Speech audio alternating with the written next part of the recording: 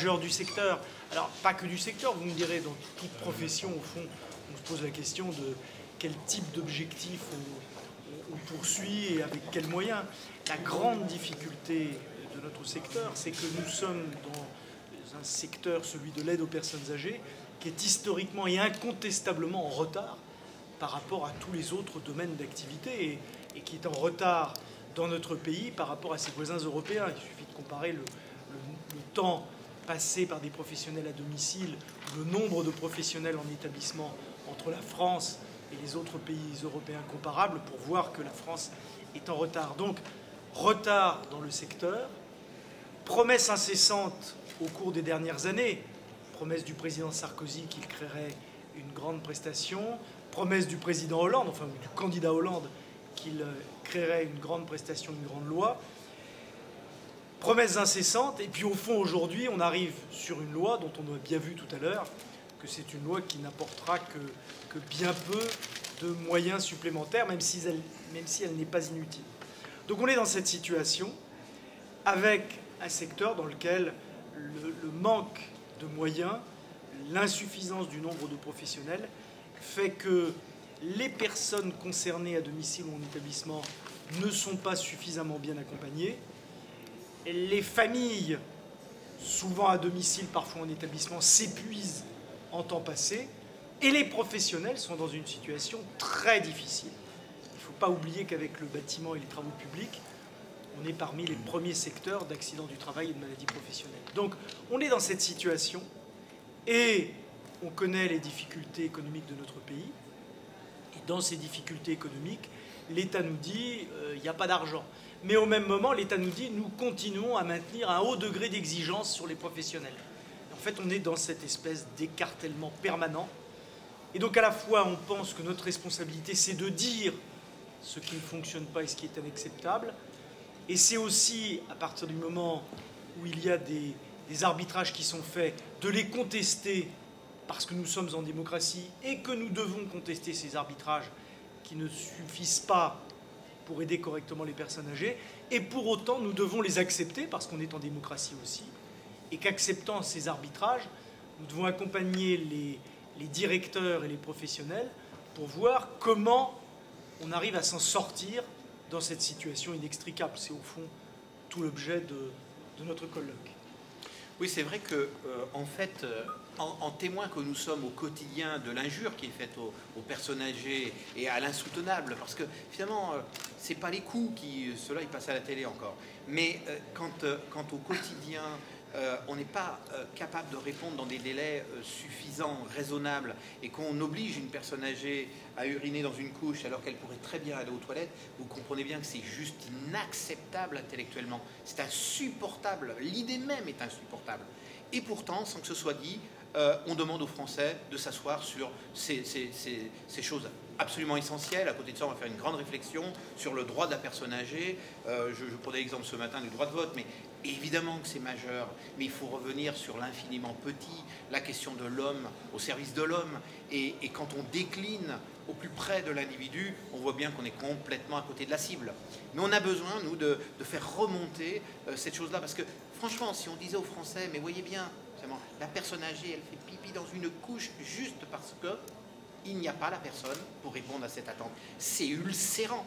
Alors que si on dit qu'il manque des millions d'euros pour avoir plus de personnel, ça n'a pas du tout le même impact. Donc on a une responsabilité en tant que spectateur parfois bien impuissant face à cette injure qui est faite aux personnes âgées. On doit pouvoir relayer pour ceux qui ne parlent plus, qui ne s'expriment plus, ou pas dans les termes qui conviendraient, parce qu'il ne s'agit pas simplement de dire au prix que l'on paie, il faut aller beaucoup plus loin et attendre une vraie réponse sociétale, un phénomène de société. Donc nous, il nous appartient de faire remonter ça. Et remonter en disant il faut bien sûr de l'argent, mais en étayant nos propos, en revenant justement à cet infiniment petit.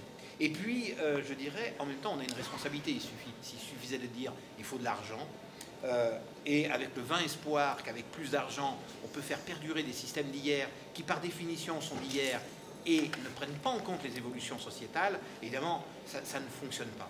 Et c'est là où on a un deuxième rôle majeur à jouer, c'est le rôle d'expert de la gérontologie. Et de faire des propositions qui visent à interroger les modèles d'accompagnement et ce faisant les modèles économiques.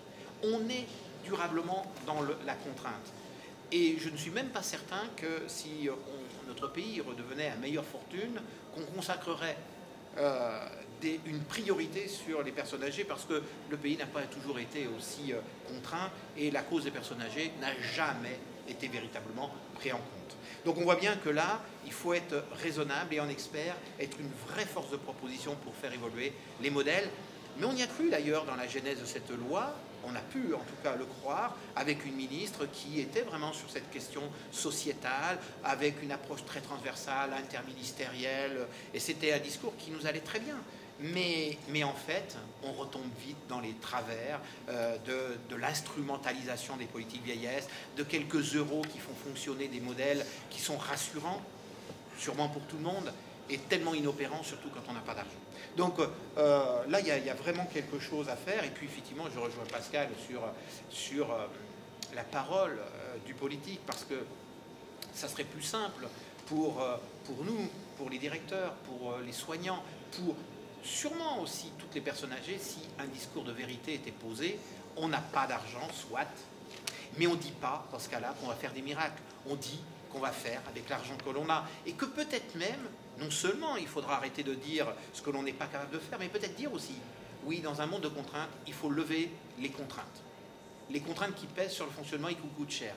Aujourd'hui, on est capable de dépenser beaucoup d'argent pour la sécurité des personnes âgées, alors peut-être aussi grâce à des lobbying efficaces, des ascenseurs, de la légionellose et je ne sais quoi. Mais en fait, si on mettait en rapport l'argent dépensé et le bénéfice tiré par les personnes âgées, d'ailleurs, notre présidente de la CNSA, en son temps, à la commission de la MEX, avait dit que le risque encouru était sans commune mesure avec les coûts. Et surtout que ces coûts sont supportés par les personnes âgées de manière accessoire. Donc on voit bien qu'il faut qu'on clarifie, enfin ils doivent clarifier l'opposition et que le gouvernement dise oui, on n'a pas d'argent, mais on ne va pas demander de faire toujours aussi bien, voire mieux avec l'argent existant. On va vous aider à honorer la mission qu'on vous confie et on va vous lever un certain nombre d'obstacles. Mais c'est peanuts. 3 places. Non, 3 structures qui vont être équipées en 2 ans. Mais c'est scandaleux. Enfin, c'est scandaleusement peu, en tout cas. Donc, on voit bien. Et puis, bon, ben, je pense que à la fois, il y a alors, vous savez, c'est comme dans les entreprises, des éléments de langage. Mais après, il y a des choses qui sont grosses en termes de paroles. Moi, je me souviens toujours, après la canicule, M. Raffarin, nous, on demandait, si mes souvenirs sont bons, 10 000 places de création par an. M. Raffarin nous dit, droit dans les yeux, sûr de lui, 2500, et vous allez voir, ça va couvrir le besoin. Nous, on était dubitatifs, on avait sûrement raison.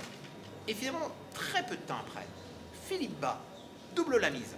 Il passe à 5000, avec les mêmes études démographiques. Mais très peu de temps après, début de la crise, le bâtiment est frappé pour sauver le BTP, à l'initiative de M. Sarkozy.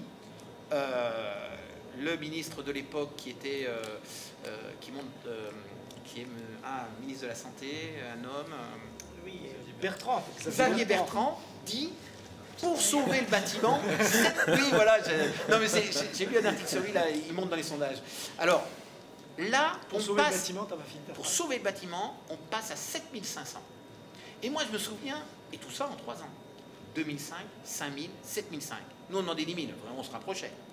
Et en fait, je me souviens que j'avais demandé à une ministre, je ne sais plus laquelle c'était après, j'ai dit, mais expliquez-moi, puisque personne n'a voulu dire que le précédent avait tort, que les études n'ont pas changé en 3 ans, comment se fait-il que face à un besoin et face aux Français, on puisse dire 2005, on puisse dire 5000, on puisse dire 7005 quand on a un problème dans le bâtiment. Et j'avais dit à la ministre, mais alors, expliquez-moi, soit il n'y a pas les vieux sur le marché, et on fait des établissements pour sauver les entreprises du bâtiment, mais c'est bête, parce qu'on va juste avoir des établissements vides. Soit les établissements se remplissent, et auquel cas, c'est qu'il fallait 7005, indépendamment de la crise que l'on connaissait.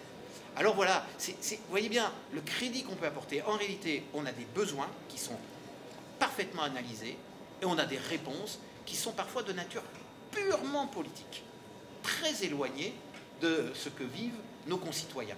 et parfois très éloignées des considérations économiques. Parce que vous voyez bien 2005, 5000, 7005, voilà. Et c'est ça qui est très inquiétant, c'est quand les hommes et les femmes politiques, on entend et on comprend leurs interrogations, se disent mais pourquoi les Français ne s'intéressent pas à la politique? C'est qu'au fond, ce que nous dénonçons là, ce que nous voyons dans notre secteur, ils savent que c'est comme ça partout. Et pour le coup, le discours de responsabilité en période de crise, c'est de dire les choses aux Français. Et c'est de dire, à partir du moment où il y a l'environnement économique dans lequel nous sommes, à partir du moment où les hommes et les femmes politiques font des choix politiques et des choix économiques, il faut en indiquer les conséquences et ne pas rester à des niveaux très généraux en nous disant « mais tout va bien ». La ministre qui nous dit récemment « je garde un très haut degré d'exigence à l'égard des établissements et des services ». On ne peut pas tenir ce discours quand dans la même émission radiophonique, on a dit avant il n'y a pas d'argent. Et je ne veux pas vilipender cette ministre qui s'est mise assez rapidement dans ses dossiers et qui fait un travail de qualité. Je dis que c'est le système qui pose problème. Et ce que nous ne pouvons pas supporter, autant Claudie que moi, c'est que quand nous rencontrons à la CNSA les responsables de la direction du budget ou de la direction de la sécurité sociale qui nous disent qu'il faut maîtriser la dépense, quand nous entendons au même moment, Claudie le disait, des ministres qui disent on va dépenser des centaines de millions d'euros, il y a quelque chose qui ne va pas, déjà au niveau national. Et ensuite, quand on écoute nos adhérents, qu'est-ce qu'ils nous font remonter? Ils nous font remonter le discours des départements et des ARS qui disent bon, je vais citer ce qu'a dit une responsable d'un département à un des responsables de la DEPA il n'y a pas très longtemps. Il lui posait la question, mais il faut bien mettre en cohérence les moyens économiques avec les besoins éthiques. Elle lui a répondu, écoutez, l'éthique, vous gardez ça pour vos colloques. Voilà. Eh bien non, nous ne gardons pas l'éthique pour nos colloques. Et nous, ce que nous voulons, c'est une cohérence entre le discours de nos organisations au niveau national et la réalité de ce que vivent les collègues et surtout l'ensemble des professionnels et les personnes âgées concrètement sur le terrain.